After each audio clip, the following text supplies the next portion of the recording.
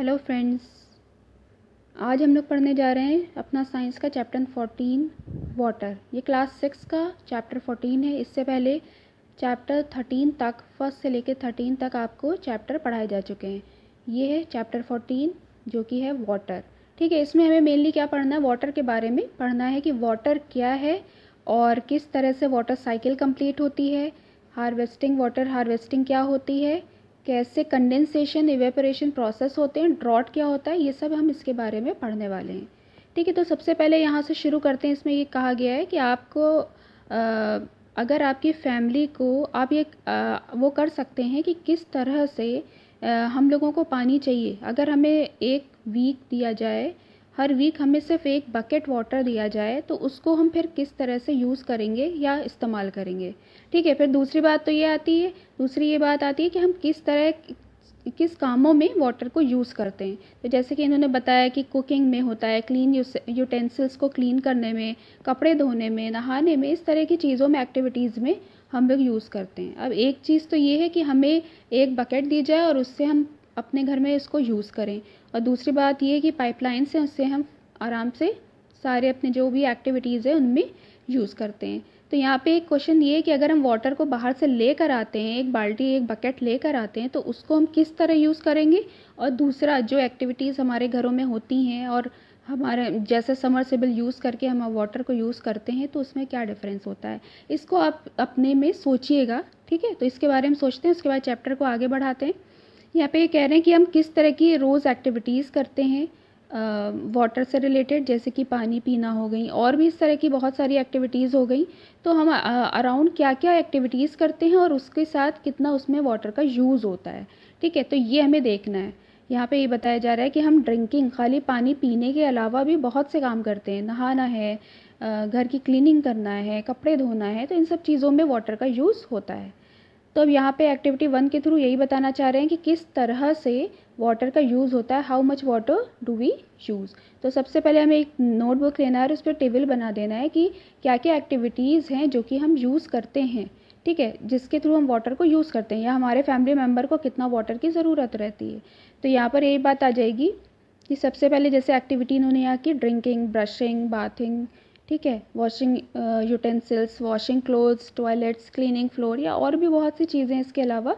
और यहाँ पे हमें क्या कर देना है, लिस्ट में उसका अमाउंट लिख देना है कि कितना हम वाटर को यूज़ कर रहे हैं। ठीक है, चाहे वो बकेट के फॉर्म में हो, चाहे वो लीटर के फॉर्म में, हमें यहाँ पे उसको लिख देना है। यहाँ पे यही कहा गया है कि each activity by you and your other family members, you may use a mug, a glass, a bucket or any other container to measure the amount of water used। ठीक है, कोई भी हम ले सकते हैं कंटेनर, हम बकेट के थ्रू उसको कर लें, मग के थ्रू काउंट कर लें।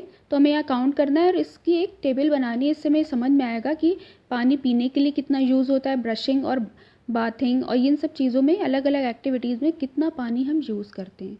उसके बाद हमें एक रफ़ आइडिया लेने के बाद उसको क्या करना है, अपने जितने भी फैमिली मेम्बर्स हैं उनमें उनको डिवाइड कर देना है। ठीक है, तो उससे हमें ये समझ में आ जाएगा कि हमारे जो एक फैमिली मेम्बर है वो कितना पानी को यूज़ करता है। उसके बाद जो भी हमारा टाउन है या विलेज है, वहाँ पे जितने पीपल्स रहते हैं उनके अराउंड उसको हम मल्टीप्लाई करके ये पता लगा सकते हैं कि एक टाउन या एक विलेज में कितना पानी की ज़रूरत रहती है। ठीक है, तो इस तरह से आपको एक आइडिया मिलेगा कि किस किस तरह से कैसे होता है। ठीक है, अब आगे बात करते हैं। You may now get an idea amount of water needed by your village और टाउन इन अ ईयर। उसके बाद हम उसको ईयर में कन्वर्ट कर देंगे और पता लगा लेंगे कि किस तरह से कितना पानी हमारे टाउन को चाहिए है ईयरली। अब यहाँ पे बूझो की बात आ रही है। तो Boojho wonders whether people living in a different region of our country get the same amount of water. मतलब यहाँ पे हमारी जो कंट्री है इंडिया, इसमें अलग अलग रीजन्स हैं, तो क्या सबको properly adequate amount of water मिल पाता है, और अगर नहीं मिल पाता है तो वो किस तरह से उसको मैनेज करते हैं, क्या करते हैं। तो ये इसके दिमाग में एक सवाल आया है। ठीक है, you have listed a number of, वही उन्होंने कहा है कि इसमें एक्टिविटीज़ करो और लिस्ट करो नंबर ऑफ एक्टिविटीज़, और जो भी वाटर के रिक्वायरमेंट की होती हैं वो आप एक्टिविटीज़ को यहाँ पर नोट करिए। इसके अलावा क्या, ये तो हमने जनरली अपनी डेली लाइफ की बात कर ली, लेकिन अगर एग्रीकल्चर में देखें, ठीक है, तो वहाँ पे भी कहीं ना कहीं वाटर का यूज़ हो रहा है। ठीक है, या इंडस्ट्रीज़ जो चलती हैं वो भी पानी, उनमें भी पानी का काम होता है, वाटर की यूज़ होता है। तो यहाँ पे वही बात करें, we use wheat, rice, pulses, vegetables, many other food items every day. ठीक है, हम लोग वीट, राइस का यूज़ करते हैं, तो इनके भी फाइबर से फैब्रिक बनने में प्लांट्स में किस तरह से वाटर का यूज़ होता है, हमें जो एग्रीकल्चर में वाटर का हम क्या यूज़ करते हैं। ठीक है, तो हमें आइडिया होना चाहिए कि कितना वहाँ पे भी पानी का यूज़ होता है। Water is use in industries. ठीक है, ये बात हो चुकी है कि इंडस्ट्री में कुछ भी प्रोड्यूस करते हैं तो उसमें भी वाटर का यूज़ होता है, यानी कि हमें अपनी डेली लाइफ के अलावा भी बहुत सी एक्टिविटीज़ हैं जिनमें वाटर का यूज़ हो रहा है। यहाँ पे पहली की बात करें, Paheli wants to tell you that about 2 glasses of water are required to produce each page of book. अब हम डायरेक्टली देखें तो हम जब घर में रहते हैं तो हमारे दिमाग में यही आता है कि हम नहाने में यूज़ कर रहे हैं, पीने में यूज़ कर रहे हैं, खाना पकाने में। लेकिन देखिए, जो ये हम बुक पढ़ रहे हैं इसके जो 2 पेजेस हैं, ठीक है, एक बुक का जो पेज है वो उसको चाहिए है 2 ग्लास ऑफ वाटर। ये हम नहीं सोच पाते। ठीक है, तो यहाँ पे ये बिल्कुल अच्छा आप लोग को याद पढ़ाया जा रहा है कि Paheli wants to tell you that about 2 glasses of water are required to produce each page of book. एक पेज को बनाने में 2 ग्लास ऑफ वाटर लग रहा है। तो यानी कि ये जो हमारी बुक्स आ रही हैं ये कितनी ज़्यादा हम यहाँ पे नहीं समझ पा रहे हैं कि इसमें भी यूज़ होता होगा, तो ये इंडस्ट्रीज़ में भी वाटर का यूज़ होता है। अब पहली बात आती है कि where do we get water from, हमें पानी कहाँ से मिलता है। ठीक है, तो हम अगर आसानी से देखें तो हमें लगता है कि हमारे टैप में वाटर आता है। अब ये वाटर कहाँ से आता है, तो ये पाइपलाइंस बिछाई जाती हैं जो कि रिवर से कनेक्ट कर दी जाती हैं, चाहे वहाँ पे रिवर हो, चाहे स्प्रिंग हो, चाहे पॉन्ड हो, चाहे वेल हो, और या तो हैंड पंप हो। ठीक है, उसके थ्रू ये हमारे घरों में पूरी सप्लाई, एक नेटवर्क इसका आता है और हमें तब टैप से वाटर वहाँ पे मिल पाता है। ठीक है, तो इसको आप थोड़ा सा सोचिए और इसको समझने की कोशिश करिए कि खाली टैप खोली पानी आ गया, कितना आसान है, लेकिन कहीं ना कहीं ये किसी ना किसी वाटर बॉडीज से कनेक्ट होगा नेटवर्क ऑफ पाइप्स के थ्रू। ठीक है, उससे ही ये सप्लाई किया जाता है। Each of us may be getting water into our homes in different ways, but finally all of us get water from the same sources such as ponds। कह रहे हैं कि जो भी अगर हम देखें तो हमारे जहाँ से भी सोर्सेज है वो फाइनली जाके पॉन्ड, लेक्स, रिवर्स या वेल्स में मिलते हैं। ठीक है, अब समरसेबल लग जाता है तो हम अर्थ से डायरेक्ट वाटर निकालते हैं। ठीक है, और उसको यूज़ करते हैं। Bujo wants you to imagine a day in your life when water supply through taps is not available. जब पहले के टाइम में वाटर सप्लाई नहीं होता था घर घर में, तो उस टाइम पे कितना मुश्किल होता होगा वाटर को वेल से लाना और उसके बाद उसको यूज़ करना। So you have to fetch it yourself from a far away place. Would you use the same amount of water as on any other day. मतलब कहने का ये कि जो अब हम जितनी आसानी से पानी को यूज़ कर लेते हैं क्योंकि टैप खोली वाटर आ गया, लेकिन जिस टाइम पे बाहर से पानी भर भर के लाना पड़ता था तो उस टाइम पे भी क्या हम इतना पानी यूज़ करते थे। ठीक है, तो ये सवाल ख़ुद से कीजिएगा ताकि आपको वाटर की वैल्यू पता चले।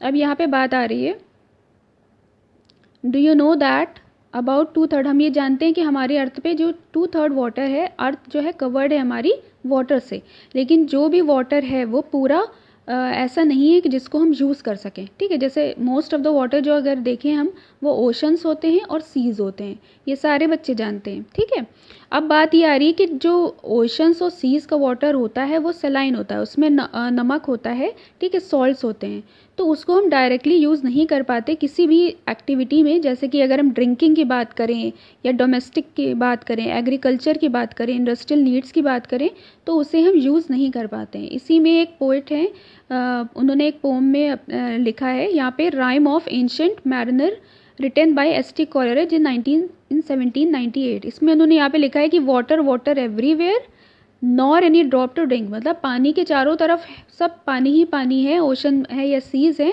लेकिन हम उसमें से एक भी बूंद पानी की पी नहीं सकते। ठीक है, तो क्योंकि प्रोसेस होती है, सॉल्ट को अलग किया जाता है, तब फिर हम उसको यूज़ में ला पाते हैं। यहाँ पे यही बात कर रहे हैं कि अब ओशन की अगर हम बात करें तो ओशन कैसे इंपॉर्टेंट रोल प्ले करते हैं वाटर में। ठीक है, तो ये यहाँ पे सरप्राइज़ है कि ओशन को किस तरह से यूज़ किया जाता है। ठीक है, तो सबसे पहले तो हमने एक प्रोसेस पढ़ भी रखी है। यहाँ पे कह रहे हैं, after all the water that we use is not salty, many of us live in places for away from the oceans. ठीक है, यहाँ पे ओशन से दूर रहते हैं और हम सॉल्टी वाटर का यूज़ नहीं करते। Does the water supply in these places also depends on the ocean. How does ocean water reach ponds, lakes, rivers and wells. किस तरह ये ओशन का पानी जो है, वाटर है, वो किस तरह से लेक और पॉन्ड्स के थ्रू पहुंचता होगा। यहाँ पे अभी ये तो बात अलग की है कि हम उसको सेपरेट कर लेते हैं फिर यूज़ कर लेते हैं, लेकिन यहाँ पे ये बात कर रहे हैं कि इस ओशन का वो जो पानी है ये किस तरह से पॉन्ड्स और लेक्स में जाता होगा, रिवर्स है या वेल्स में ये जाता होगा, किस तरह से इसकी सप्लाई होती होगी। ठीक है, यहाँ पे कह रहे हैं how come the water from these sources is not सेलाइन any more. आगे पढ़ते हैं। यहाँ पे यही समझाना चाह रहे हैं कि किस तरह से वाटर साइकिल की शुरुआत होती है, किस तरह से ओशंस के जो पानी है वो नमक नीचे रह जाता है और वो चेंज होकर वाटर साइकिल के थ्रू पहुँच जाता है। यहाँ पे यही पढ़ाने जा रहे हैं। तो यहाँ पे हम पढ़ने जा रहे हैं वाटर साइकिल। ठीक है, वाटर साइकिल समझने के लिए हमें पता होना होगा कि इवेपोरेशन कंडेंसेशन क्या होता है। तो यहाँ पे सबसे क्वालिटी की बात ये है कि जो वाटर साइकिल है आपकी, उसमें डिसअपियरिंग ट्रिक ऑफ वाटर, सबसे पहले कैसे वाटर डिसअपियर होता है। हम नोटिस करते हैं कि हमने फ्लोर में पानी डाला और वो थोड़ी देर में क्या हो जाता है, सूख जाता है। ठीक है, जैसे हम पानी डाल के क्लीन करते हैं, उसको वाइपर ना भी करें तो भी वो गर्मी के दिनों में सूख जाता है। तो ये वाटर वहाँ से कैसे गायब हो जाता है। ठीक है, या तो हम ये सोचें कि जैसे हमारे जो क्लोथ्स होते हैं जब उनको हम फैला देते हैं धूप में, तो किस तरह से वो पानी जो है, वेपर्स जो है उड़ती है और उड़ के वेपराइज फॉर्म में कैसे चली जाती है। वाटर फ्रॉम वेट रोड्स, अगर हमारी रोड्स गीली होती हैं या रूफ टॉप्स गीले होते हैं, धीरे धीरे वो वाटर जो होता है वो कैसे डिसअपियर हो जाता है। ठीक है, तो ये इसके बारे में हम सोचते हैं। तो ये जो होती है आपकी होती है वाटर वेपर। ठीक है, ये हमारे जो एटमॉस्फेयर है उसमें वेपर्स के फॉर्म में चेंज होती रहती है। यहाँ पे पहले बात करें कि एक्टिविटी 6 जो हमने चैप्टर 5 में पढ़ी थी, जिसमें हमने क्या किया था कि वाटर और सॉल्ट को अलग कर दिया था। ठीक है, which water with salt dissolve in it was heated. ठीक है, इसको हीट किया था। हीट करने से क्या हुआ था कि जो वाटर वेपर थी वो इवेपोरेट हो गई थी और जो सॉल्ट था वो नीचे बच गया था। तो इस तरह से हमें यहाँ पे ये समझ में आया कि इवेपोरेशन होता है। ठीक है, आगे कह रहे हैं कि this activity gives us an idea that on heating water changes into its vapour. जिससे हमें यहाँ पे ये समझ में आ रहा है कि वाटर क्या होता है, जब उसको हीट दी जाती है तो वो वेपर में चेंज हो जाता है।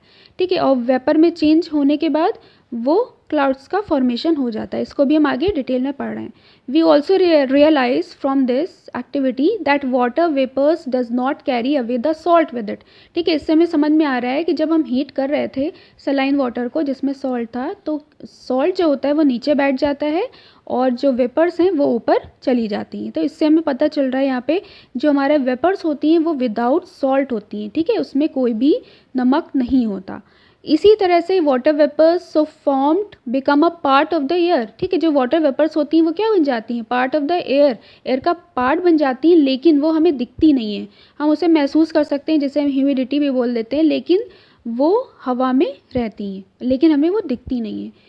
इसी तरह से अगर हम देखें कि वाटर और हमें ये बात भी समझ में आ गई कि हीटिंग जो है वो बहुत इंपॉर्टेंट होती है कन्वर्ट करने के लिए वाटर को वाटर वेपर में। तो हीटिंग इंपॉर्टेंट हुई और जो कन्वर्ट हुआ, कन्वर्जन हमने देखा कि वाटर कन्वर्ट हो रहा है वेपर में, इसको ही हम क्या कह देते हैं, इवेपोरेशन कहते हैं। ठीक है, यहाँ पे ये बात करें कि हम देखते हैं कि जो फील्ड्स हैं, रोड्स हैं, रूफ टॉप्स हैं, इनमें क्या हो रहा है कि वहाँ पे वाटर धीमे धीमे क्या होता है, चेंज होता है और चेंज होकर किस में बदल जाता है, वेपर में बदल जाता है। इसी को हम यहाँ पे एवेपोरेशन कह रहे हैं। अब इसको एक्टिविटी 2 के थ्रू भी समझेंगे। जैसे हमने ये चीज़ समझी कि एवेपोरेशन क्या होता है, फिर हमने हीटिंग बहुत इंपॉर्टेंट है उसके लिए, जो कि कन्वर्ट कर दे वाटर को वाटर वेपर में। तो यहाँ पे एक एक्टिविटी 2 कर रहे हैं, उसमें ये देख रहे हैं किस तरह से ये चेंज होती है। इन्होंने यहाँ पे क्या लिया है, 2 सिमिलर प्लेट्स ले ली हैं, उनमें वाटर डाल दिया है और एक को सनलाइट के नीचे रख दिया और एक को क्या रख दिया, अंडर शेड, यानी कि छाया में, जहाँ पे उसकी रोशनी नहीं है सन की, वहाँ पे रख दिया है। फिर हम क्या देखेंगे और हम उसमें क्या करेंगे, इक्वल अमाउंट ऑफ वाटर किसी भी बीकर से या कोई भी चीज़ लेकर उससे हम इक्वल अमाउंट ऑफ वाटर उस प्लेट्स में डाल देंगे। फिर हम उसको रख के देखेंगे क्या होता है।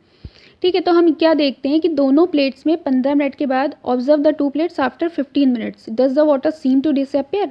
ठीक है, ऑब्वियसली वहाँ पे डिसअपियरेंस होगी। From which plate does it disappear first, obviously जो सनलाइट के नीचे है वो सबसे पहले डिसअपियर होगी और जो शेड रीजन में है उसको क्या होगा, वो बाद में होगा। यानी कि इससे हमें समझ में आया कि चाहे हम हीटिंग करें या ना करें, ठीक है। जब हम हीट कर रहे हैं तो वो तेज़ी से इवापोरेट करेगा, लेकिन जब हम हीट नहीं करते हैं तो भी वो इवापोरेट करेगा, लेकिन जो उसका टाइम होगा वो ज़्यादा होगा।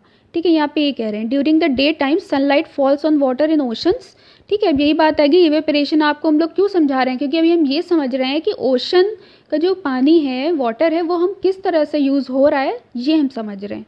ड्यूरिंग द डे टाइम, जो दिन का टाइम होता है, जब सनलाइट ओशंस पे पड़ता है या रिवर्स पे पड़ती है, लेक्स पे पड़ती है, तो ये क्या हो जाते हैं, ये सब क्या करने लगते हैं, इवेपोरेशन, सबकी वेपर्स वाटर जो है वेपर में कन्वर्ट होना शुरू हो जाती है, और वो जैसे जैसे एटमॉस्फेयर में ऊपर की तरफ बढ़ते हैं वैसे वैसे वो ठंडे होते चले जाते हैं। इस बात को समझाया जा रहा है। As a result water form all these places continuously changes into water, however the salts dissolve in water are left behind. ठीक है, वहाँ पे सॉल्ट रह जाता है और वाटर हमारा इवेपोरेट करके वेपर्स के फॉर्म में चेंज हो जाता है। अब एक्टिविटी 2 पे आ गए, वो बता रहे हैं वही कि जो हमने दोनों प्लेट्स रखी थी, दोनों का वाटर डिसअपेयर होगा, लेकिन जो सनलाइट के नीचे उसका तेज़ी से होगा। ठीक है, yes, during the day time all the air surroundings us gets heated, this warm air provides heat for evaporation of water in the shade. ठीक है, क्योंकि हीट तो है ही है हमारे सन, अगर हम छाया में भी रख रहे हैं तब भी हीट है और वो वहाँ पे भी इवेपोरेट होगा। रात में भी अगर हम कपड़े धोकर फैला देते हैं तो भी वो सूखे मिलते हैं हमें सुबह। ठीक है, गर्मी के दिनों में। तो ये हमें बता रहा है कि जो भी है, जो टाइम है वो कम होगा, ज़्यादा होगा, लेकिन इवेपोरेशन होगा। ठीक है, जो भी है सरफेस में इवेपोरेशन होता रहेगा। यहाँ पे ये कह रहे हैं as a result water vapours get continuously added to air. इसी तरह से जो वाटर वेपर होती है वो एयर में जाती है। However evaporation of water is slow process. ठीक है, इवेपोरेशन जो होती है वो एक स्लो प्रोसेस है, धीरे धीरे होती है, वो डिपेंड हमारी करती है हीटिंग पे। That is why we rarely notice its loss from a bucket of full of water in sunlight evaporation takes place faster. ठीक है, अगर हम सन के नीचे उसको रख देते हैं बकेट को तो वो तेज़ी से करेगी, अदरवाइज़ वो बहुत धीमे धीमे करेगी। यहाँ पे बात करें, और अगर हम उसी पानी को बर्नर पे रख दें जैसे कि हम चाय बनाते हैं तो वो और तेज़ी से वेपर निकलती हैं और इवेपोरेशन वहाँ पे फास्टर हो जाता है। ठीक है, तो ये चीज़ें यहाँ पे समझा दें कि इवेपोरेशन कैसे होता है। अब बात इस एक्टिविटी से, एक्टिविटी 2 से हमें ये समझ में आ गया कि ओशंस का जो पानी है, वाटर है, वो किस तरह हमें मिल पाता है। ठीक है, तो ये यहाँ पे समझा रहे थे कि इवेपोरेशन प्रोसेस के थ्रू वो हमारे एटमॉस्फेयर में, एयर के बीच में आ जाता है। अब बात कर रहे हैं हम कि और क्या सोर्सेज हैं। ठीक है, क्या प्लांट्स जो होते हैं वो लॉस करते हैं वाटर को कि नहीं, तो किस तरह से वो लॉस करते हैं हम ये देखेंगे। Loss of water by plants. ठीक है, तो हमने चैप्टर 7 में पढ़ा था कि किस तरह से जो प्लांट्स होते हैं उनको नीड होती है वाटर की ग्रोथ में। ठीक है, अगर हम वाटर नहीं डालेंगे तो उनकी प्रॉपरली ग्रोथ नहीं होती है, सारे बच्चों को पता है। Plants use a part of this water to prepare their food. उससे क्या होता है, उस वाटर से वो क्या करता है, अपना जो भी प्रोसेसेस हैं, जैसे कि हमारा फोटोसिंथेसिस हो गया, ठीक है, बहुत सारी प्रोसेस होती हैं, तो उसमें यूज़ कर लेता है। लेकिन जो एक्स्ट्रा अमाउंट बचता है तो वो क्या करता है, ट्रांसपिरेशन करता है। उससे पहले ये देख लेते हैं कि बूजो क्या कह रहे हैं। Boojho has been reading about transpiration. He asked himself how much water is loss through the transpiration by wheat plants. ठीक है, इनको हो रहा है कि किस तरह से ट्रांसपिरेशन होता होगा। तो ये एक इम्पॉर्टेंट डेटा यहाँ पर है कि 1 kg वीट में, 1 किलो गेहूँ में, 1 किलो गेहूँ जो होते हैं उसमें he found out that this is nearly 500 litres, that is रफली 25 large size bucket full of water.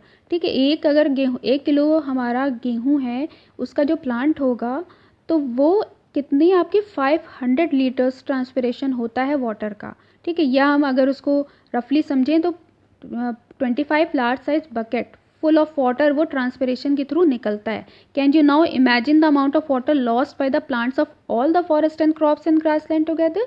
ठीक है, तो यहाँ पे ये कह रहे हैं कि एक इतना सा जो गेहूँ हमारा है, जिससे हमारा 1 kg हमारा वीट बन के आता है, वो जब इतना पानी कर रहा है तो पूरा ग्रासलैंड कितना वाटर लॉस करता होगा, कितना ट्रांसपिरेशन करता होगा, और वो ट्रांसपिरेशन वेपर में आता है, और वो वेपर ऊपर उठ के ठंडी होती है और आगे उसका वाटर साइकिल चलती है। ठीक है, तो यहाँ पे ये कह रहे हैं कि retain some of their different parts. अगर हम डिफरेंट पार्ट्स में देखें जहाँ पे प्लांट्स हैं तो वो कितना वाटर रिलीज करती हैं ट्रांसपिरेशन प्रोसेस के थ्रू। ये सब हम पहले पढ़ चुके हैं कि ट्रांसपिरेशन क्या होता है। ठीक है, तो ट्रांसपिरेशन के थ्रू ये हुआ।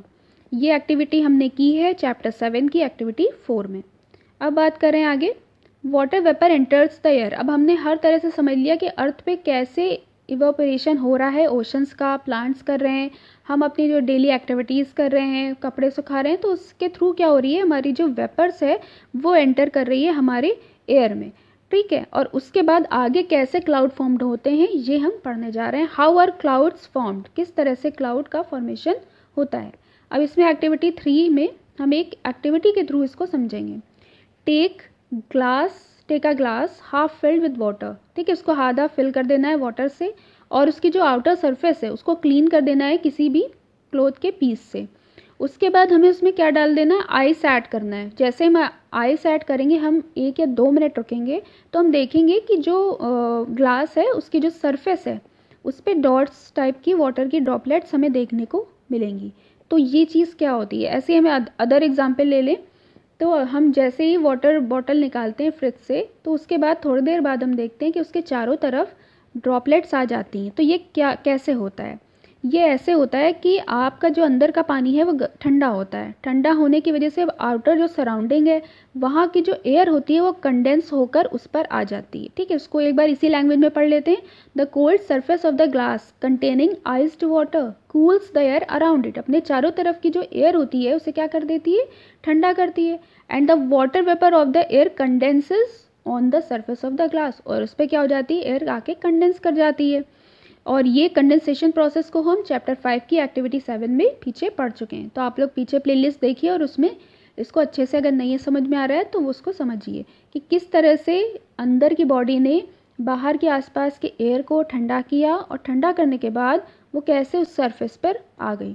Drops of water appear on outer surface of the glass containing water with ice. ठीक, अब यहाँ पे पहली की पहले बात देख लेते हैं। पहली has notice due on leaves. पहली ने देखा कि ड्यू है लीव्स में। विंटर सीजन में अगर हम देखें तो ओस जो होती है वो हमें देखने को मिलती है, या हम लीव्स के अलावा भी अगर ग्रिल्स देख लें अपने घर के बाहर, या गेट देख लें, तो उनमें हम देखते हैं कि सुबह के टाइम पर ड्यू वहाँ पर हमें देखने को मिलती है, ओस। Is this also due to condensation, ये भी कंडेंसेशन की वजह से होता है। Do you see the happening on hot summer morning. ठीक है, ये हॉट समर मॉर्निंग में होगा कि नहीं होगा, ठीक है, तो नहीं होता है, जब ये विंटर होता है तभी होता है। ठीक है, अभी आगे हम बात करेंगे। यहाँ पे प्रोसेस ऑफ कंडेंसेशन को समझाया जा रहा है। ठीक है, अभी हमने इवेपोरेशन पढ़ा था। ठीक है, वाटर कन्वर्ट हो रहा था वेपर में। अब वेपर कैसे वाटर में कन्वर्ट हो रही है ये हम देख रहे हैं। तो एक तरह से कह सकते हैं एंटागोनिस्टिक हैं, ये एक दूसरे के उल्टे हैं। The process of condensation plays an important role in bringing water back to the surface of the earth. ठीक है, यही बात कह रहे हैं कि वापस जो आता है वाटर, अभी हमारा वाटर कन्वर्ट हो रहा था वेपर में इवेपोरेशन के थ्रू, अब कंडेंसेशन में क्या हो रहा है, वाटर बैक हो रहा है सरफेस ऑफ अर्थ पे। तो ये कैसे, how does it happen. As we go higher from the surface of earth it gets cooler. ठीक है, अगर हम अर्थ के ऊपर की तरफ चलते चले जाएं तो ये ठंडा होता जाता है। ठीक है, इवोपरेशन हुआ, धीमे धीमे जो ड्रॉपलेट्स थी वो ऊपर की तरफ, जो वेपर्स थी वो ऊपर की तरफ बढ़ी और ठंडी हुई और ठंडी हुई। ठीक है, when the air moves up it gets cooler and cooler. ऊपर की तरफ जैसे हम बढ़ते जाएंगे क्या हो जाएगी, हमारी एयर जो है वो ठंडी होती चली जाएगी। इस जब एक प्रॉपरली हाइट तक पहुंच जाएंगे, एक सफिशिएंट हाइट तक पहुंच जाएंगे, तो ये क्या हो जाएगी, और कूल होने के साथ साथ। ठीक है, फिर यहाँ पे कह रहे हैं at sufficient heights the air become so cool, बहुत ठंडी एयर हो जाएगी, that the water vapour present in it condenses to form a tiny. अभी नीचे से वेपर ऊपर की तरफ बढ़ी, बढ़ते बढ़ते ठंडी हुई, ठंडी होती चली गई, और ठंडी जब इतनी होती चली गई तो वो वाटर में चेंज होने लगी। ठीक है, तो यहाँ पे यही समझा रहे हैं, condenses to form a tiny drops of water called droplets. इसी को हम क्या कहते हैं, बारिश कहते हैं, कि ऊपर की तरफ गई वो बादल बने, और बादल क्लाउड्स बनने के बाद वो दिन फिर क्या हुई, वो बरस गए। ठीक है, it is these tiny droplets that remain floating in the air and appear to us a clouds. फिर ये क्या करेंगे, क्लाउड्स फॉर्म करेंगे, और क्लाउड्स फॉर्म करने के बाद क्या हो जाएगी, बारिश हो जाएगी, और वो वापस वाटर जो है वो नीचे की तरफ आ जाएगा। यही यहाँ पे बताना चाह रहे हैं। Bujo has noticed fog near the ground in winter mornings. He wonders if this is also condensation of water vapor near the ground. What do you think? ठीक है, तो बूजो अपनी यहाँ पे बात करें। यहाँ पे हम बात कर रहे थे कि ड्रॉप्स ऑफ वाटर की क्लाउड फॉर्मेशन हो गया और उसके बाद वो नीचे आ गया। Some drops of water become so heavy, वो भारी होते जाएंगे, और फिर वो जैसे जैसे भारी होते जाएंगे वो क्या हो जाएगा, या तो रेन के फॉर्म में, या तो हेल, और या तो स्नो के फॉर्म में नीचे की तरफ वापस आ जाएंगे। इस तरह से ये पूरी साइकिल चलती है, जिसको कहते हैं वाटर साइकिल। बात ध्यान रखिएगा, ये जो फॉलिंग वाटर ड्रॉप्स हैं वो क्या है, रेन कहलाती है, बारिश। और स्पेशल कंडीशन में जब बहुत ही ठंडी हो जाती है तो वो क्या होती है, हेल यानी कि ओला, ओला जिसको हम जनरल वर्ड में यूज़ करते हैं, और स्नो या तो फिर बर्फ़ गिरती है। ठीक है, तो इस तरह से ये होता है। दस water in the form of vapour goes into air by evaporation. ठीक है, तो जो वाटर था वो क्या हुआ, पहले एवेपोरेट हुआ, एवेपोरेशन प्रोसेस के थ्रू वेपर में चेंज हुआ, और ट्रांसपरेशन के थ्रू भी सब चेंज हुए। ट्रांसपरेशन हुई जब प्लांट से ट्रांसपरेशन किया, और उसके बाद क्या हुआ, क्लाउड्स बने, और क्लाउड्स बनने के बाद जब बहुत ठंडा हो गया, वो बहुत भर गए वेपर से, कूल बहुत ज़्यादा, तब क्या हुआ, जो वाटर था वो वापस बैक रेन के फॉर्म में या हेल के फॉर्म में और स्नो के फॉर्म में वापस ग्राउंड पर आ गया। इस पूरी प्रोसेस को हम क्या कहते हैं, वाटर साइकिल कहते हैं। और ये जो पानी अब जब गिर रहा है तो ये वापस किस तरह से ओशन में जाता है, इसको हम अभी पढ़ लेते हैं। बैक टू द ओशन, किस तरह से ये पूरा वापस हो रहा है। What happens to the water the rain and the snow bring in different regions of earth? Almost all the land are above the level of oceans. Most of the water that falls on the land as rain and snow sooner or later goes back oceans. कह रहे हैं कि चाहे जल्दी जाएं चाहे धीरे धीरे जाएं, लेकिन वापस ये ओशन में पहुंचते हैं। तो किस तरह से ये होता है, देखिए होता क्या है कि हमारा स्नो, यहाँ पे पढ़ते हैं, स्नो इन माउंटेन मेल्ट्स। जो हमारे माउंटेन्स पर स्नो है वो क्या होता है, मेल्ट करता है। मेल्ट करने के बाद क्या होगा, वो वाटर में चेंज हो जाता है स्नो हमारा। ये वाटर फ्लो करता है माउंटेन्स के थ्रू, स्ट्रीम्स में आता है, ठीक है, रिवर्स में आता है। रिवर्स में आने के बाद some of water that falls on the land as a rain also flows in the form of rivers. ठीक है, अब जो भी बारिश होती है तो हमारा पूरा जो ड्रेनेज सिस्टम है वो, उसमें हमारे बहते बहते पानी कहाँ फाइनली पहुँचेगा, जो भी रिवर्स है या स्ट्रीम है उन तक पहुँच जाएगा। ठीक है, ये हमारे लैंड में वहीं पे अब्जॉर्ब हो जाएगा। अल्टीमेटली फाइनली वो जो रिवर्स हैं वो फाइनली कहाँ जाके मिलती हैं, वो जाके मिलती हैं सी में या ओशन में। तो इस तरह से देखा जाए तो ओशन का वाटर किस तरह वापस हमारे ओशन में पहुंच गया। ठीक है, ये हमने देखा। यही यहाँ पे ये समझाना चाह रहे हैं कि ultimately fall into a sea और an ocean, however water of some rivers flows into lakes. ठीक है, और कुछ पानी हमारे रिवर्स और लेक्स में भी जाएगा। तो किस तरह से ये पूरा हमने वाटर साइकिल को अच्छी तरीके से देख लिया। अब आगे बात कर रहे हैं, rain water also fills up lakes and ponds. A part of rain water gets absorb. कुछ पानी वहीं की सरफेस एब्जॉर्ब कर लेती है। ठीक है, कि कच्ची अगर ज़मीन है, हमारा कच्चा गांव है, तो वहाँ पे जो वो है वो वहीं पे उस पानी को एब्जॉर्ब कर लेंगे और अर्थ के अंदर पहुँचा देंगे। ठीक है, क्योंकि हम देखते हैं कि थोड़ी बारिश है उसके थोड़ी देर बाद वो डिसअपेयर होने लगता है। प्रॉपर ड्रेनेज सिस्टम होता है तो उसके थ्रू निकलता है, या तो वापस वो जो ज़मीन है उसी में चला जाता है। Some of this water is brought back to the air. फिर वो इस तरह से ये पानी जब अब वेपर फॉर्म में चेंज होके सूख रहा है तो वो फिर वापस वही हो रही है कि एयर में क्या हो रहा है, एवेपोरेशन हो रहा है, वेपर्स आ रही है, ट्रांसपिरेशन पेड़ कर रहे हैं, प्लांट्स कर रहे हैं, और इस तरह से वापस फिर ये साइकिल चलती रहती है। यहाँ पे बात करें, most of this water becomes available to us a ground water. ठीक है, तो हम ये कह रहे हैं कि ज़्यादातर जो पानी अवेलेबल होता है वो हमारे ग्राउंड वाटर में होता है। Open wells are fed up. ठीक है, सारे जो वेल्स होते हैं वो भर जाते हैं, जो नदियाँ होती हैं वो भर जाती हैं।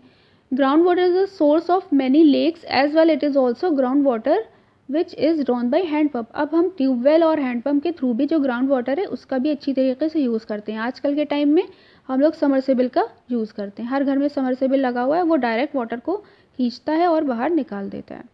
तो यहाँ पे ये बात करें, the deeper we need the dig to find the ground water, the loss in the level of ground water due to over use in वरिसम।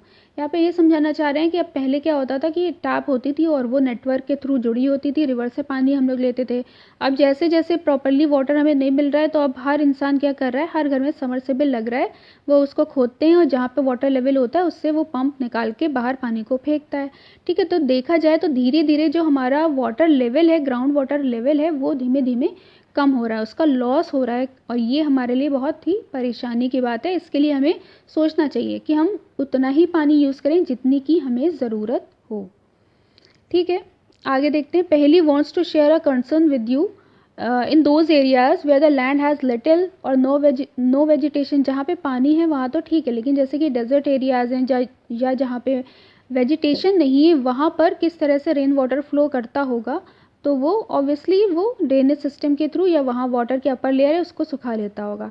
लेकिन अब जब से कंक्रीट की रोड्स बन रही हैं, तब से वो वहाँ पर एब्जॉर्ब ना हो के वो नालियों में चली जाती हैं, वहाँ से वो पहुँचती हैं ग्राउंड वाटर में। ठीक है, तो ये बहुत जो कंक्रीट रोड्स बन रही हैं ये बहुत ही प्रॉब्लम क्रिएट कर रही हैं, जिससे हमारा वाटर लेवल भी वहाँ पे लॉस होता जा रहा है, लेस होता चला जा रहा है।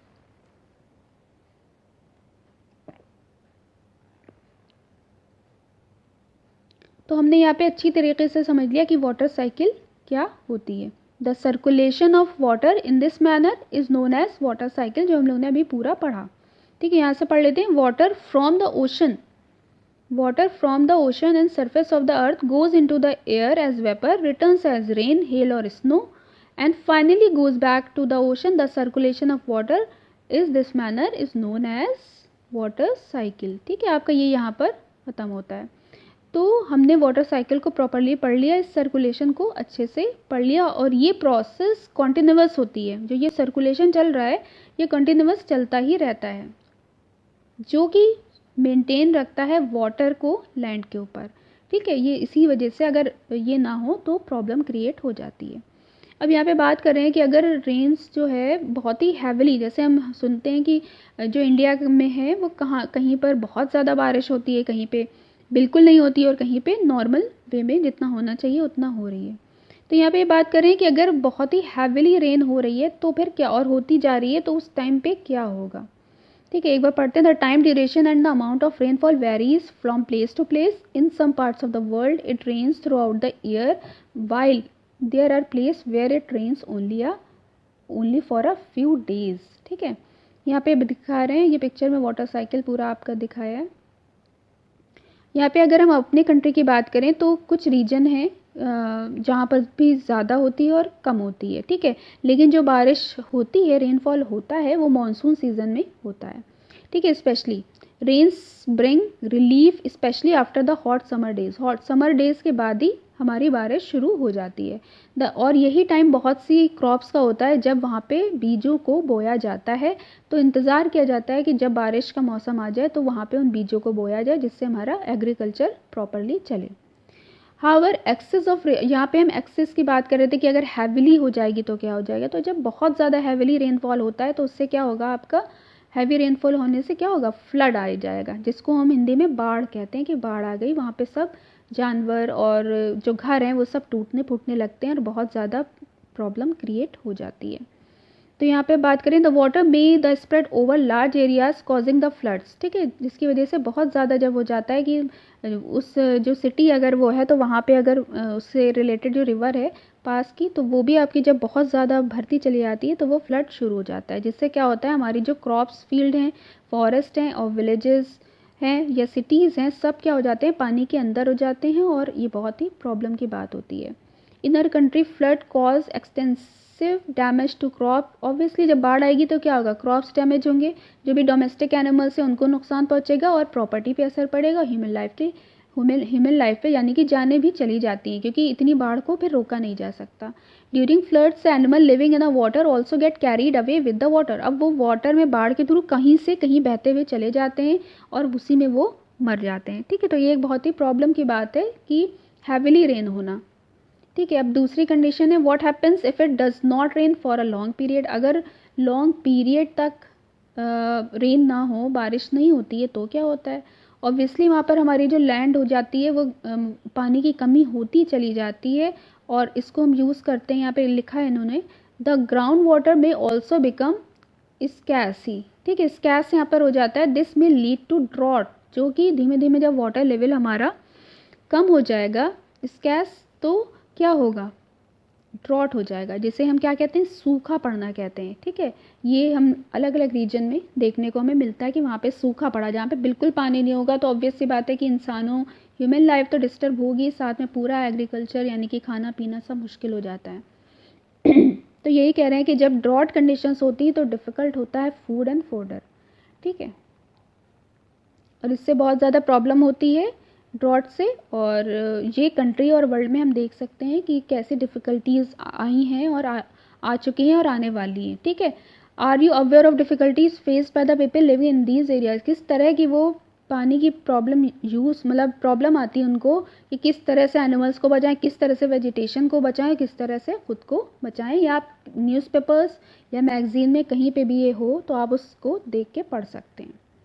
अब यहाँ पे बात हमने ये भी पढ़ ली कि भाई रेन बहुत ज़्यादा हैविली होती है तो क्या प्रॉब्लम आती है, फ्लड, ठीक है। और अगर नहीं हो रही है तो भी ड्रॉट हो जाता है, सूखा पड़ जाता है, जिससे हमारा ह्यूमन लाइफ को प्रॉब्लम होती है। यानी कि जितना हमें ज़रूरत हो, मतलब एक नॉर्मल वे में हमारा क्या होना चाहिए, बारिश अगर हो रही है तो ही सही रहता है। अब यहाँ पे बात करें how can we conserve water. अब बात करें कि किस तरह से हम पानी को कंज़र्व कर सकते हैं। अगर सपोज़ यहाँ पे बहुत अच्छी बात बताएंगे यहाँ पर कि हमें कैसे कंज़र्व करना चाहिए। Only small fraction of water available on the earth to fit for use of plants and animals and humans. Most of water is an ocean, ठीक है। कुछ ही है जो हमारा वाटर का कुछ अमाउंट है जो कि हम प्रॉपरली यूज़ कर पाते हैं, और बाकी तो ओशन से हम डायरेक्ट ले नहीं सकते, वो हमें इनडायरेक्ट बारिश के थ्रू मिलती है, रेनफॉल के थ्रू मिलती है। अब यहाँ पे ये बात कर रहे हैं कि जिस तरह से पानी का आजकल यूज़ किया जा रहा है तो उससे क्या होगा, ग्राउंड वाटर धीमे धीमे, ठीक है, क्या हो रहा है, डिक्रीज़ होता जा रहा है ड्रास्टिकली, ठीक है। ये एक बहुत बड़ी प्रॉब्लम है जिसे हमें आगे फेस करना पड़ेगा। तो इसीलिए हमें जो वाटर है उसको अच्छे से इस्तेमाल करना चाहिए। The total amount of water on earth remains the same but the water available for use is very limited. जो यूज़ करने का हमारा पानी डायरेक्टली वो बहुत कम है। ऐसे तो बहुत वाटर है, 2/3 है, लेकिन वो प्रोसेस जब तक बारिश नहीं होगी प्रॉपरली तो वो वहाँ पे कमी और ज़्यादा होता रहता है, ठीक है। तो हम इसे ज़्यादा दिन तक यूज़ नहीं कर पाएंगे, इसलिए हमें वाटर इसके लिए सोचना चाहिए। और जैसे जैसे हमारी डिमांड बढ़ रही है, जैसे कि पॉपुलेशन बढ़ रही है दिन पर दिन, तो वैसे क्या हो रहा है, वाटर की ज़रूरत ज़्यादा बढ़ रही है और वाटर लेवल क्या होता जा रहा है, कम होता जा रहा है। तो ये एक प्रॉब्लम है।